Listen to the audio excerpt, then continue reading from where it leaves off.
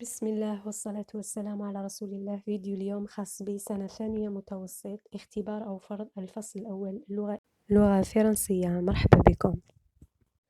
Le texte: il y a bien longtemps, il faisait très froid. L'hiver approchait. Les oiseaux étaient partis vers les pays chauds pour y vivre jusqu'au printemps. Mais il restait un petit oiseau qui avait une aile cassée. اقترب الشتاء والحالة بدأت تبرد كيما رانا دوكا، وفي هذا الأثناء ولا في هذا الأحيان كان كاين طائر تكسر تبليسة مجناحه. Il ne pouvait pas voler، ما ولاش يقدر يطير. Il cherchait un endroit pour s'abriter du froid، بدا يقلب على مكان باش يحتمي من البرد. Il vit les beaux arbres de la grande forêt. Il sauta vers un arbre، c'était un chêne. بدا يحوس يقفز من شجرة لشجرة ويبحث من شجرة لشجرة حتى وقف فوق شجرة البلوط. Grand chêne, veux-tu me garder dans tes branches jusqu'au printemps؟ شجرة الكبيرة، تقدري تخليني نوقف هنايا ولا نعيش هنايا حتى يجي الربيع؟ Non, dit le chêne, tu mangeras tous mes glands, va-t'en. قالت له شجرة البلوط لا حبيت تاكلي كاع الحب نتاعي، روح منا. Le petit oiseau sauta et vola vers le sol. عاود هو قفز وراح لشجرة أخرى تاع الصفصاف. بوصول، veux-tu me garder؟ أيتها الشجرة الجميلة تاع الصفصاف، تقدري تخليني هنايا؟ Non, dit le sol, je ne t'ai jamais vu، ما نعرفكش وما شفتكش من قبل. Va-t'en، اذهب من هنا.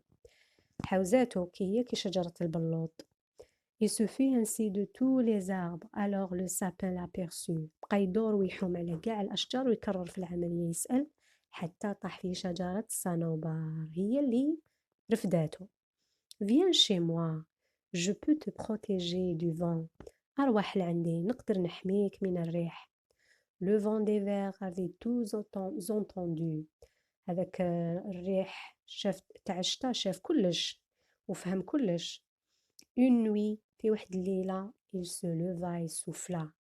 نسف هذيك النسفة الكبيرة نتاعو، هذيك النسفة نتاع الريح خلاتو يعري كاع الأشجار من الأوراق تاعهم ما عدا شجرة الصنوبر اللي هي اللي حافظت على الأوراق تاعها. ومن هذاك الوقت خلالها الأوراق وبقات عندها أوراق على مدار العام حتى في فصل الشتاء. نمر مباشرة لحل الأسئلة. Premièrement, compréhension de l'écrit، فهم النص. Souligne la bonne réponse. نتوما في هذه الوحدة راكم تقراو على الحكاية،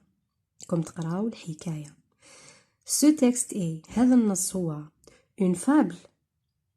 Une fable هي قصة على لسان الحيوان، كما تحكي ليلى ودمنة، كما القرد والغيلم. Un poème، قصيدة شعرية. Un conte، نتوما راكم تقراو حكاية معناتها un conte. نديرو هنايا سي. سولين، قالك سولين سطر عليها على la bonne réponse. Deuxièmement, complète le tableau suivant. أكمل الجدول التالي. الجدول مقسوم لثلاث خانات. الخانة الأولى كي، من، شكون اللي يحكي عليه النص. وين صارت هذه الحادثة اللي راها في النص. كون، وقتاش، يعني لو طون، وقتاش صارت هذه الحكاية. سيغمون راح نلقاو الإجابات كامل في النص. نروح نحوسو على كي. Il y a bien longtemps, il faisait très chaud. L'hiver approchait. Les oiseaux étaient partis vers les pays chauds pour y vivre jusqu'au printemps. هنا نديرو les oiseaux étaient partis. ما همش محددين لنا شكون العصافير. نروح نشوفو. Mais il restait un petit oiseau qui avait une aile cassée. هذا هو راس الخيط، هذا هو الفاعل تاع النص. نروحو نكتبو هنايا في الجدول في الخانة تاع كي. Un petit oiseau، عصفور صغير، qui avait les، عنده une aile cassée، جناح مكسر.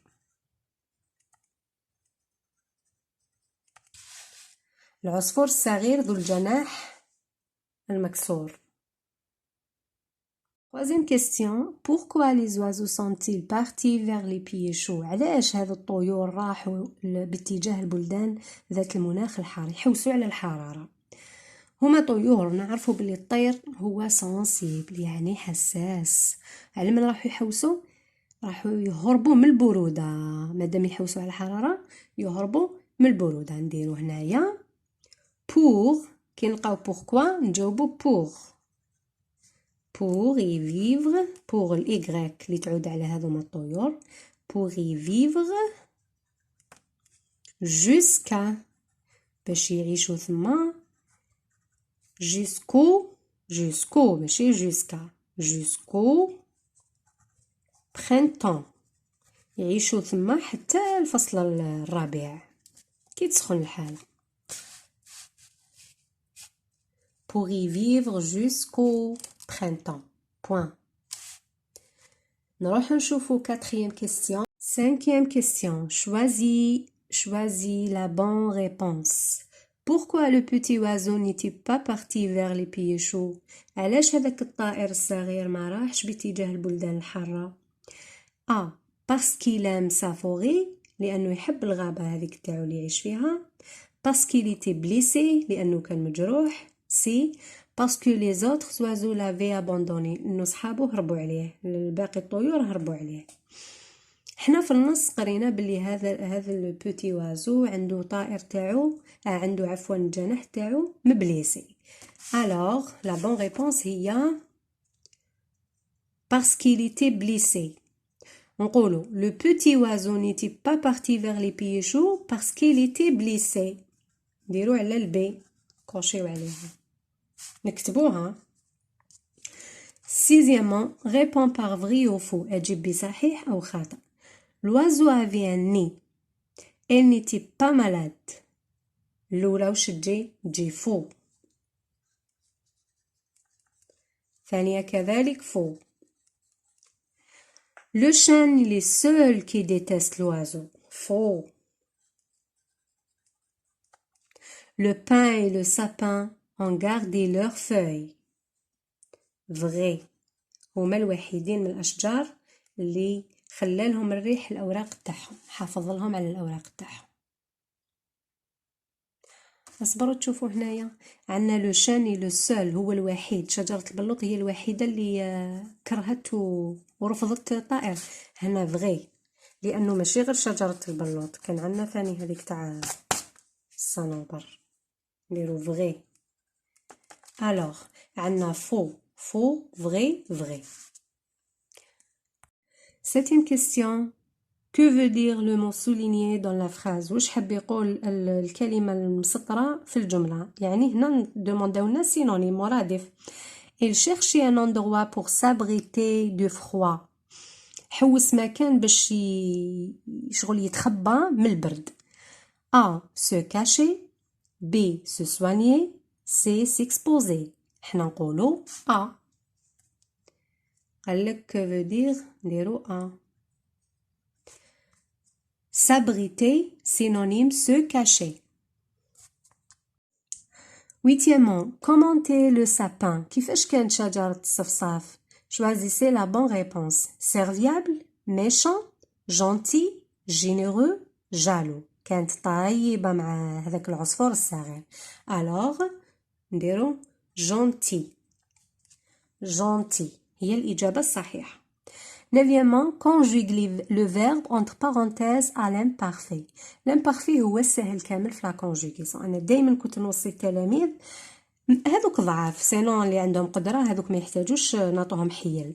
شوفوا الامبارفي كيفاش تكتب في لافان لا تيرمينيزون تاعها اي تي.